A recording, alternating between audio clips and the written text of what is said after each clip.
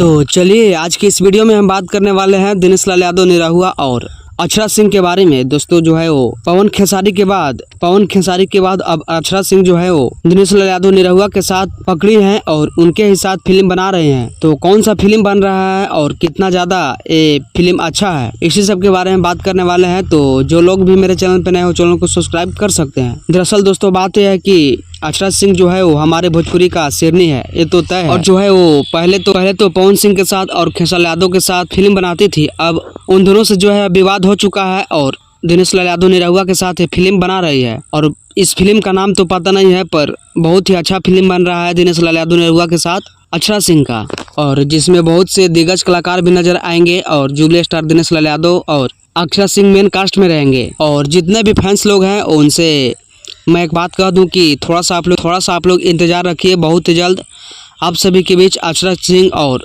दिनेश लाल यादव निरहुआ का फिल्म ये देखने को मिलेगा, जो कि अभी इस फिल्म का शूट जोरों तोरों से चल रहा है। तो आप लोग थोड़ा सा इंतजार रखिए, बहुत ही जल्द आप सभी को इस फिल्म को देखने को मिलेगा। तो इस वीडियो में इतना ही अपडेट है, मिलते हैं नेक्स्ट वीडियो में। और ऐसे ही अपडेट देखने के लिए हमारे चैनल को सब्सक्राइब करें। धन्यवाद।